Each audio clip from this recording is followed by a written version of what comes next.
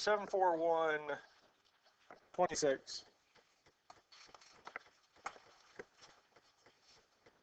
So I went on and factored that there. Now we have x minus 1, x minus 5 plus 3 over x plus 3. Now, least common denominator. Now to get these to be the same, the least common denominator for this here, we would have x minus 5, because it does show up in two different places, but it only shows up once in each of them. We also have x plus 5 and x plus 3. And we need all of these to have the same denominator for us to be able to add or subtract. Now the first denominator is missing the x plus 3.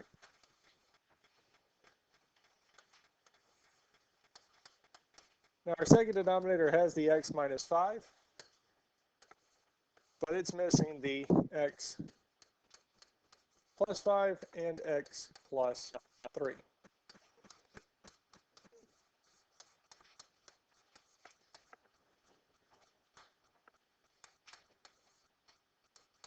And the last one has x plus 3, but it needs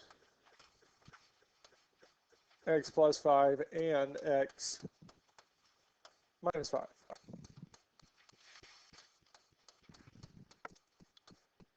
To get those here. Because again, for all the denominators to be the same, we need them all to have x plus 3, x plus 5, and x minus 5. And we're going to multiply each one on top and bottom by what it's missing. So the first one has x plus 5 and x minus 5, but it's missing the x plus 3. So we're going to multiply it on top and bottom by x plus 3.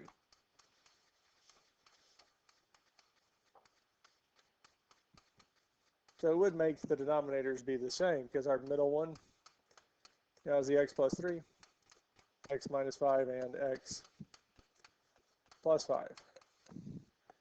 And our last one has the x plus 3,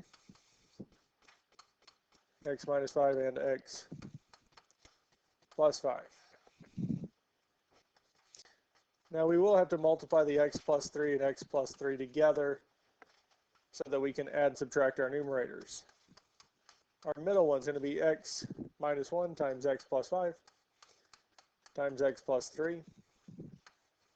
And our last one, we're doing 3 times our x plus 5 and x minus 5. Questions on this so far? Now at this point here, we're going to multiply these out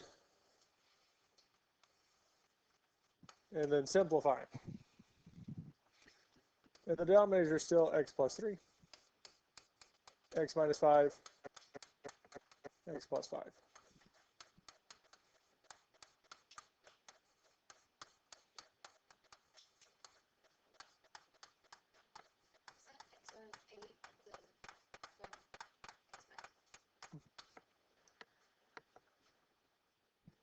Now, the first one here, we're going to do our x plus 3 times x plus 3. I'm going to skip a step and go on and multiply and simplify out, because we would do our x times x, which is x squared. X times 3 is 3x. 3 times x is 3x. And 3 times 3 is 9. We would combine our middle two terms and get this here.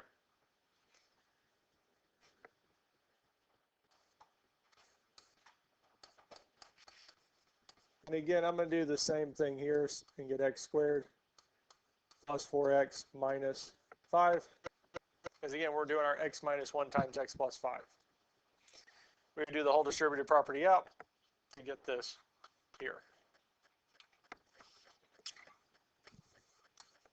Now all the ones we've had so far, x plus 5 and x minus 5, we're actually given that one to start with. Because that was one of our denominators. When we factored x squared minus 25, it gave us x plus 5 and x minus 5. This actually multiplies back together to be x squared minus 25. I skipped a few of those steps just to save a little bit of room. Because our x plus 3 would be x squared plus 3x plus 3x plus 9, which is x squared plus 6x plus 9. So we got that there. Our x minus 1 and x plus 5 would be x squared plus 5x minus x minus 5, which is our x squared plus 4x minus 5. Kind of where we got those there, just multiplying them out. Now, before we can add, subtract, we do have one more multiplication to finish.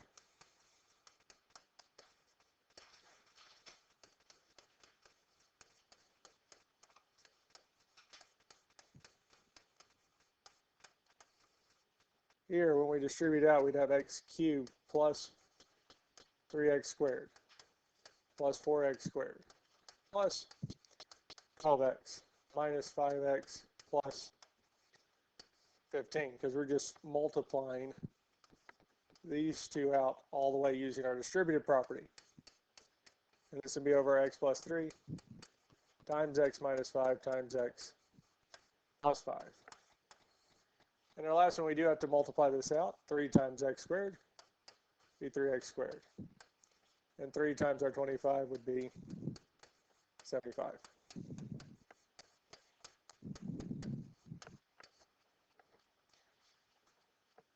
Questions on this so far? Now at this point here, we can combine like terms. Well, the first one's still x squared plus 6x plus 9.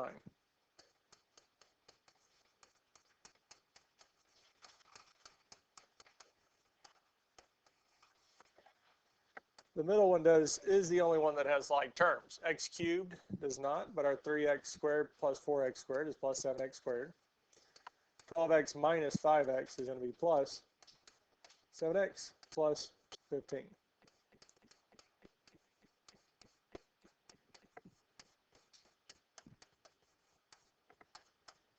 Last one doesn't have any like terms.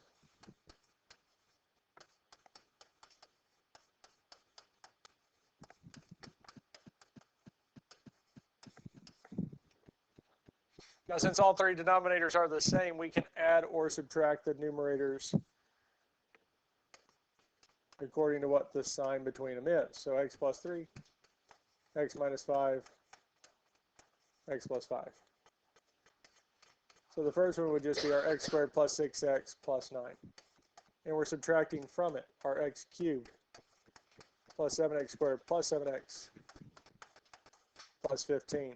And we're adding to it 3x squared minus 75.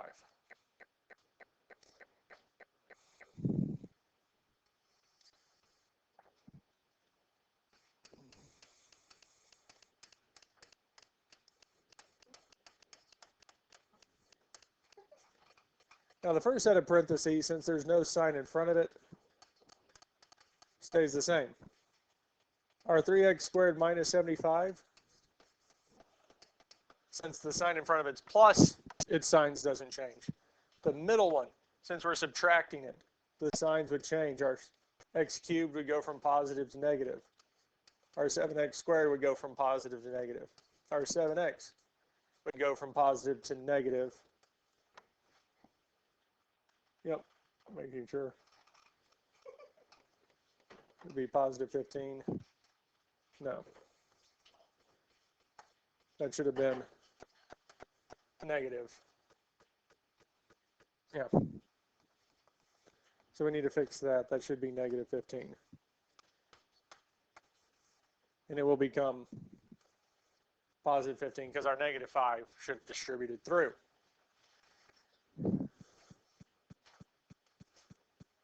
Now at this point here, we can combine our like terms. Well, negative x cubed is the only like term, so it's still negative x cubed.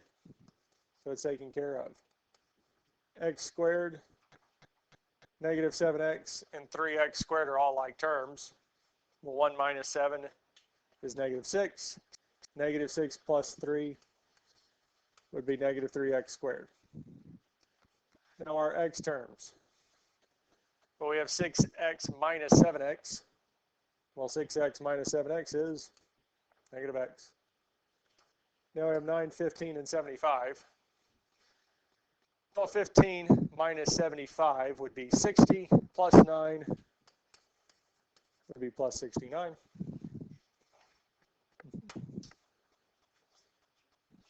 Nine plus 15 minus 75. Well, 9, 15. Are you sure? Yep. Okay. Not quite.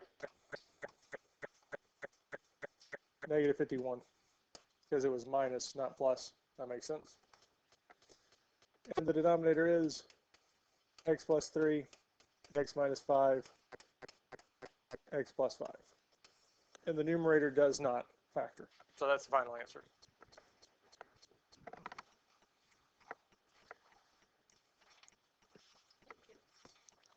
You're welcome.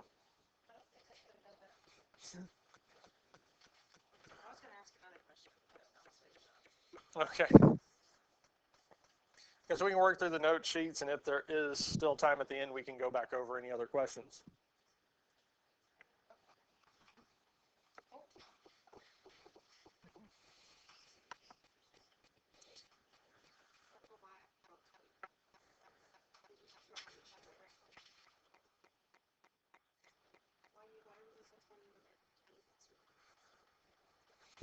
For 741.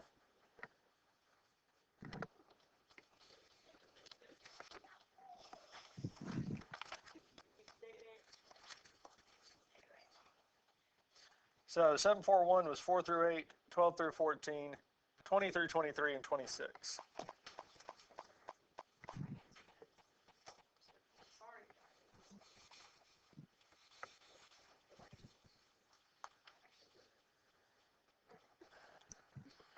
Did we finish up with this one here?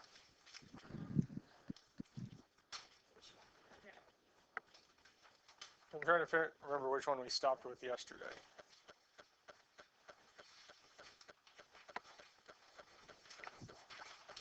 I'm just looking at the notes.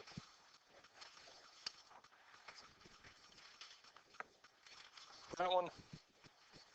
So, okay, so this is the next one, yes? Awesome.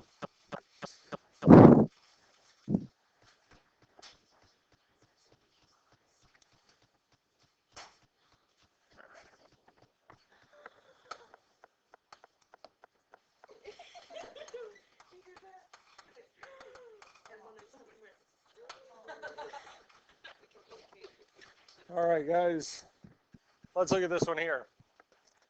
So again, the first thing we want to find is restrictions. We want to find the values of x that would make the denominator be 0. Well, there's two places where the denominator could be 0. That's where our single x is or our x minus 5. Either one of these could cause the denominator to be 0. Well, for x by itself, we want to get it equal to 0. It already is, so that's telling us x cannot be 0. And we won't have, most likely this one won't have this show up, but if we solve this here, got all the way down and had one of the solutions told me that x was 0, well, it's one of our restrictions, so it doesn't work, we throw it out. Because even if it does come out that that is the case, that it is 0, well, it's one of our restrictions. It's one of the values that does not work. We can just remove it. Now the other one is our x minus 5. Now we have to solve it for x by adding 5, telling us x is equal to 5. Well, if x is 5, it would make one of the other denominators be 0. We can't have that, so x cannot be 5 or 0. So in the process of solving this, if we do get a value of 0 or 5, it's a restriction. We would cross it out and it would not be included in our solution. Questions on the restrictions? Because we will have some tomorrow that actually do have restrictions, and really the only difference from what we do here and those is whichever ones are the restrictions, we just cross it out. It's not included. Now the next thing we're going to do is multiply this entire equation by something to get these fractions to reduce. So what's one thing we would need to multiply the whole equation by? X minus 5, yes. Because when we multiply the middle term by x minus 5, we would technically have 8 times x minus 5 over our x minus 5. So the x minus 5 and x minus 5 would cancel. Have we gotten rid of all of our fractions? No. We also need an x. I think that's one of the few times we will actually say that you actually need an x. You actually want an x. Oh. Yeah, most people don't want x's, but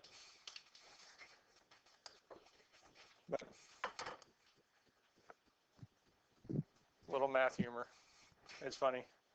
It's fine if you don't laugh. Miss McClendon doesn't laugh at most of them. Well, let me rephrase that. When we first met, she did. But after so many years of similar type jokes, they kind of get old.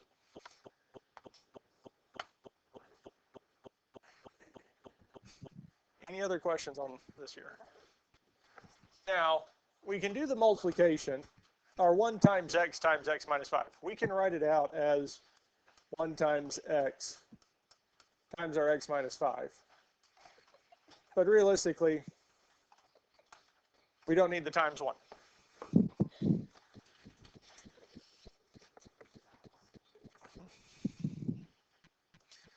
Middle term, minus. Our 8 times x is 8x. And lastly, we have 3 times x minus 5. So we're just multiplying what's left.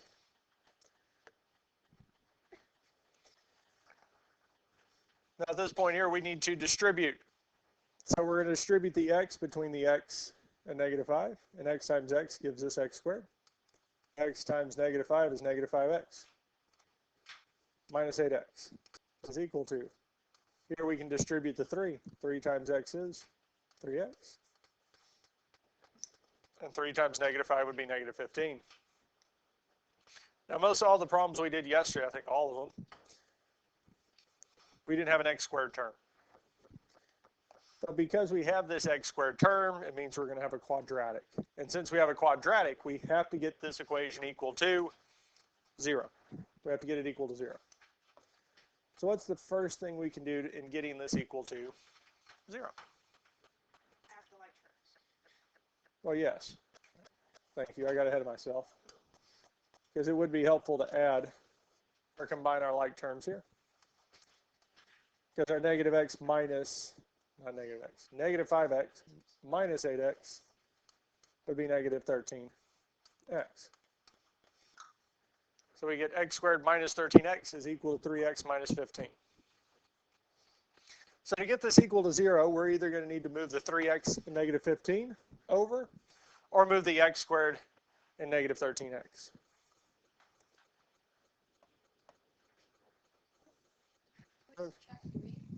We can subtract 3x from both sides, yes. Because on the right side, our 3x minus 3x would be 0, leaving us with just negative 15. We'd still have the x squared, but our negative 3x and negative 13x would give us negative 16x. So we don't quite have it equal to 0, so we need to do one more thing. We can add 15. And if we add 15 to both sides, we get x squared minus 16x plus 15 is equal to 0. Now we need to solve this quadratic equation. We can factor it, yes. Because it works out that this, bless you, is factorable. So we have 2 sets of parentheses with 3 spaces. Since the third term is positive, our signs are the same and match the sign of the middle term. Negative and negative. Factors of x squared are x and x. Fractions of 15. 15. 35. 1 and 15. If we did check this here, x times negative 15 be negative 15x. Negative 1 times x is negative x, which does give us a middle term of negative 16x.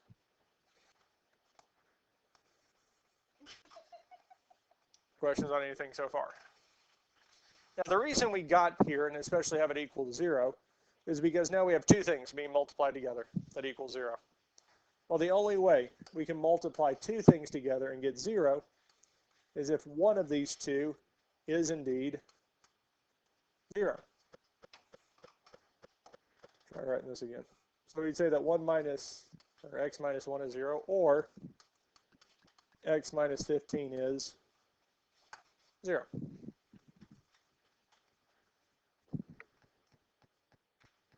So x minus 1 is 0, or x minus 15 is 0. Well, to finish solving this, here we would add 1, telling us x is equal to 1. Here we would add 15, telling us x is equal to 15. So those are our two solutions. Is either one of these solutions one of our restrictions? No. So both of them work. If, say, x equals 1 was one of our restrictions, we would just cross it out because it wouldn't be one of them. But since it's not, both of these are the solutions. Because all that's saying is that if we got, say, 0 or, I think it was negative, or 5, 0 or 5, as a solution, it's just that it worked in how we solved the problem, but that solution does not work back in the original problem. Questions on this here?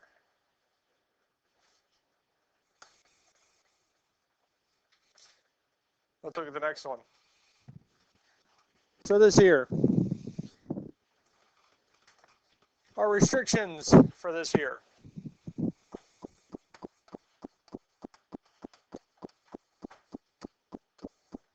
Even though the two of the denominators have a variable, they're both the same variable. And it's just x. And again, we need to see what's going to cause it to be 0. Well, that's just 0, so x cannot be 0. Because if x is 0, we have a division of 0, and that does not work.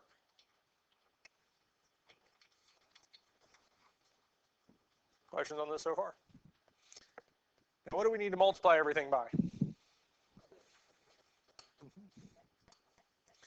2x. Because our first expression, the x and x would cancel, leaving us with times, which is, so 3 times 2 would give us 6. Our middle, 2 and 2 would cancel, which would leave us with 5x, equals, and the last one are x and x would cancel, giving us negative 24.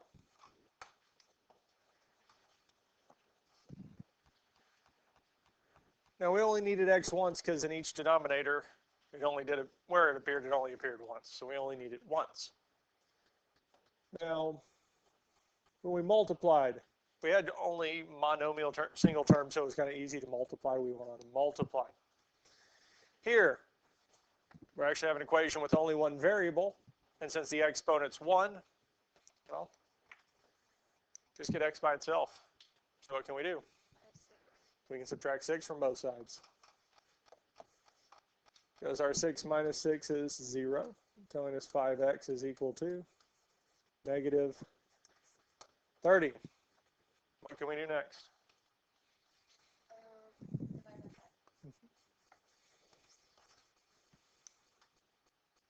Yes, so x is indeed equal to negative 6.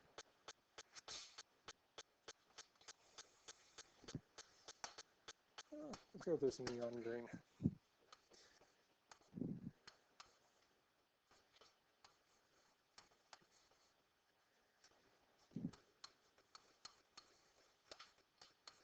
Now, if we want to make sure, because sometimes when we solve these and the answers that we get don't look like they are the correct answer, we want to make sure, we can plug it back in. So I took the -6 and replaced every x in the original equation with it. So we have 3 over -6 plus 5/2 on one side. So 3 over -6 plus 5/2. And we get 2. The other side was -12 over -6, which is also 2. So when x is 6, -6, we got 2 is equal to 2. Since both sides are the same, that is the correct answer. Questions on this here?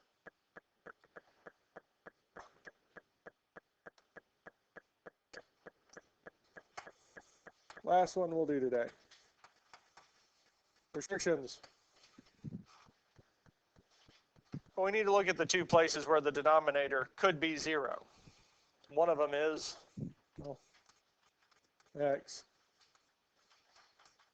and the other is x minus 4. One of them is kind of nice and easy. X equals 0, so x cannot be 0.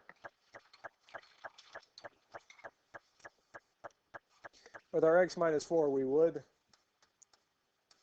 add 4 to both sides, telling us that when x is 4, we would indeed have a denominator of 0, so x is not equal to 4.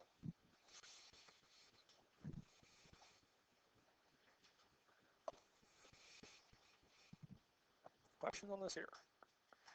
Now, what do we need to multiply everything by? X minus 4 and x.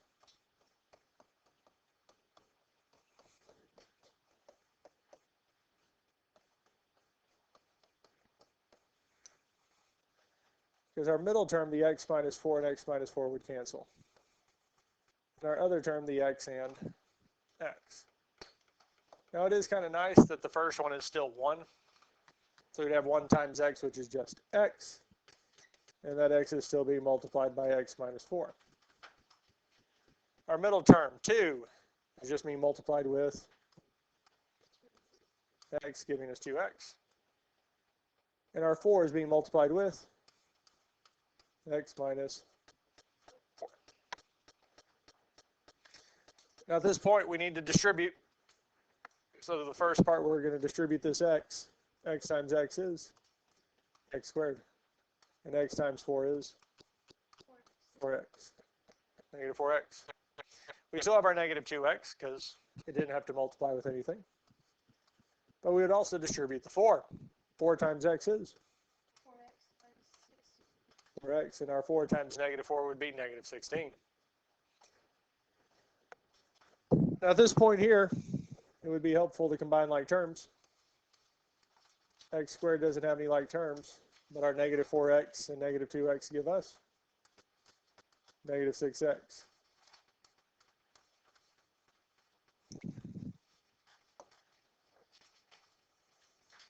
Now we need to get this equal to 0. Now we can move the x squared 6x over to the other side, or we can move the 4x and negative 16. Which one do we want to move? Doesn't matter which. So we can move the 4x by subtracting 4x from both sides. And when we subtract the 4x from both sides, 4x minus 4x is 0, telling us x squared minus 10x is equal to negative 16. What can we do next? We can add 16. Negative 16 plus 16 will cancel, telling us that x squared minus 10x plus 16 is equal to 0.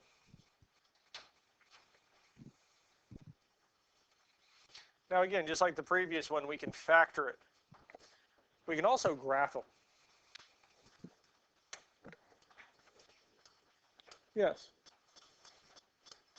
So if we wanted to graph it, x squared minus 10x plus 16. I think we remember how to type them in the graphing calculator. Yes. Have you gone over doing that before? Okay.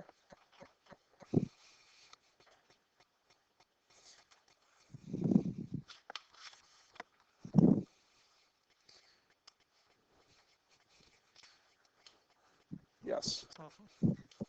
These might seem a little daunting. So to graph any function, first thing we're going to hit is y equals. So it brings us up. So it tells us these here. I'm just making sure none of the boxes are put up. So we're going to type the function in. Now, whenever we do this, we need it equal to 0, essentially equal to y. Now, to get x, because we can do alpha and all the buttons in green are selectable, or this button right here next to alpha gives us x. And then we can say squared. And then I think minus 10x plus 16. And then we can hit graph up at the very top. And it'll graph the function for us. And we have this here. This is also one of the reasons I don't put a whole big emphasis on graphing a lot of things, because this will graph it. There's so many tools that we can have that graph. If we can understand the graph, that's the main thing. So here we're looking for solutions. We're looking for where it crosses the x-axis when y is 0. Now we can hit second graph, and it'll pull up a table. So here we're looking for what values of x make the y value 0. Well, 2 and 8, because we saw it on the positive side. So it's telling us here that x is equal to 2, and x is equal to 8. Now, neither one of these was a restriction, so they both work.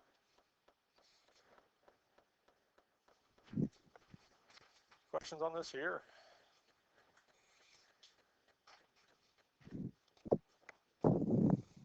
Question on anything we've done so far? Well,